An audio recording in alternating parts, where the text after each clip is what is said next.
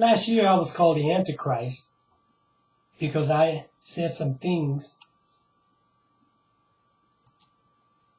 that a lot of people didn't like. This year, I'm going to give you my 2012 resolution, but I'm going to read it to you because I want to get it right. As I enter 2012, I have to think of all the things that I have to be thankful for. I am thankful for two fantastic parents who gave me brothers and sisters and the wisdom that helped me to grow beyond any known paradigm, religious or otherwise. As I traveled and became educated, I saw the impact on those who did likewise as compared to those who didn't. I'm thankful for my health and a lady who is so concerned about my health that she gives me vitamins to waylay future decreases in stamina. I'm thankful for a daughter who survived a non-caring, selfish mother and stepmother, yet continues to impress me with her wisdom and intellect, which I hope has something to do with my efforts as a father. I'm thankful for a woman who has shown concern for my health and equal concern for the welfare of my daughter. I'm thankful for siblings who surpassed all that I ever expected from our family that grew from meager circumstances, and I'm especially thankful for my little brother, who grew far beyond minimal resources and helped me prove to that special lady that she really is special. His family became the family that I did not have because of circumstances within my control. Now, a few days ago, I watched the story of Akhenaten and immediately recalled the 1974 UNESCO conference when Dr. Cheikh Anta Diop and Dr. Obenga challenged Europeans to tell the truth about Egyptian history. They challenged to explain the fact that residents who built the pyramids and the 3,000-year civilization of Egypt were black and from the South. They didn't just come in with a lot of conversation. They used melanin tests to prove that their point compared to racist, unsupported rhetoric of whites. Ancient Persians, Greeks, and Romans said religious mysteries and science were of Egypt, that Egyptians were black with woolly hair, and scholars of all three cultures recognized the necessity of studying the world's longest-standing, most progressive culture. Now, fast forward to 2010. I had a meeting with two black anthropologists at Union Memorial Hospital here in Baltimore. They felt that such information was irrelevant. I suggested that truth is always relevant when myths are used to destroy the history of my people. They responded, "We have to agree to disagree." Like too many, they agreed to disagree because of the Benjamins and prestige.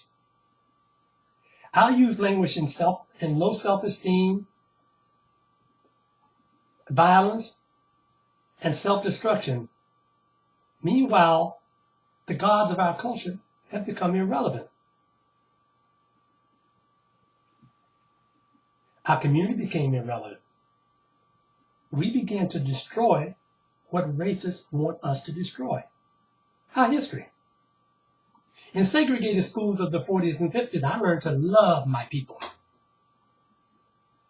Of course, what they taught created the civil rights movement, and they weren't going to have that again. So by the 70s, integrated schools taught our youth that our history was, again, irrelevant. Now, the outcome of that teaching is self-hatred. So Africans in the diaspora don't agree with what I have to say and often don't accept our ancestry. Many would rather be blacks, niggers, and dogs. I wonder what country they evolved from. Is there a country in the world called black, nigger, or dog? The year is 2012, and my resolution is to teach young blacks how to become functional, how to handle a system that cares little about us. I want to teach them how to adapt. I want to teach them to unlearn what those who don't like us taught our mentors and our parents. Now, maybe another word besides adapt would be adjust, because adapt means I have to adapt to the attitudes, the habits, and behaviors of a people who don't like me in the first place. But we have to teach our children sustainability. We have to teach them how to sustain our community, our culture, our religion, because it's important to the future of black people. Last year, one of the reasons people got angry with me was because I said that the Jesus story came from Egypt. Because I said that the first virgin was Isis.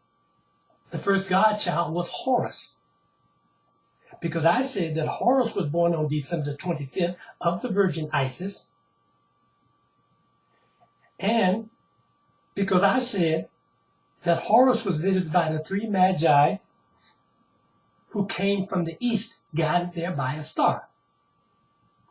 Well, that story was written on the wall of the Holy of Holies, the temple at Luxor, 1583 BC, and it's still there. Of course, following that story of Horus, Hindustanis, who today are Indians, had Mithras. Mithras was born of a virgin in a cave on December 25th and had 12 satellites. That story evolved into Persia. But those who understand anthropology understand that evolution went from Africa to India to Mesopotamia. So the story that we believe started about 5,000 years ago along the Tigris and Euphrates. The truth is, our story began along the Great Lakes and Nile. Ethiopians have all kinds of statues of Lucy. The story goes that Lucy was the first statue of Lucy, or what was of Lucy, was found on a hillside in Ethiopia 3.5 million years ago. Those same Ethiopians will tell you the story of Adam and Eve is true, a story that's only 5,000 years old. We have to re-educate our children, and we have to teach them how to be functional, how to adjust to a society that has shown that they don't particularly like us, and how to sustain themselves, how to get away from drugs, alcohol, violence. People who sell drugs, alcohol, and are violent within our community say, if I don't do it, someone else will. That's their belief system. Belief systems create behavior. Our behavior is impacted by a belief system that has never been functional in our community. We must become functional. We must adapt. And we must sustain our culture. If in fact the people along the Tigris and Euphrates were God's chosen people, why are there so few of them? If you look at the population of the world today, there are over 1 billion Chinese, over 1 billion Indians, 1 billion Africans, and 14 million Jews. We need to take a look at our history, a look at our culture. In 1955, black attorneys for the NAACP closed Prince Edward County schools in Virginia for 5 years because whites said that we couldn't learn. The NAACP said not only could we learn, but that we taught the Europeans. The first university in Europe was put in Spain when the Moors of Africa ruled Spain for 700 years. Segregated schools taught that we were performing eye operations and brain surgery in Timbuktu when Europeans were still in the caves. We don't want to understand that the Egyptians took the brain out through the nose, that Egyptians opened the entire body and took out those things that wasted away quickly and put them in jars. Now, if you've opened the body, if you've been inside the body, Maybe Imhotep, who was a surgeon, Imhotep, known as the Lamb of God, Imhotep, who developed the pyramid at Saqqara, understood things that came into Greece with the Hippocratic Oath. Because 2,000 years before Hippocrates, there was Imhotep. 3.5 million years before Adam and Eve, there was Lucy. Your ancient historians tell you very clearly that it all began in Africa. Read your ancient Greeks, Homer, Herodotus, Plato, Socrates. They all studied in Egypt. I'm going to tell you an unknown fact. So did Mary and Elizabeth, the cousin of Mary. Maybe the story that you hear of Jesus is a story that Mary and Elizabeth heard when they studied in Egypt. If you really do your homework, you'll also find that Jesus studied in Egypt. The Jews who were supposedly slaves did not build the pyramids as slaves. The pyramids were built 1,000 years before the Jews got there, or the Hebrews, or whatever you want to call them. The idea that Akhenaten, Amenhotep IV, developed the first one God thousands of years before the one God of the Tigris and Euphrates suggests that maybe we need to take another look at ourselves.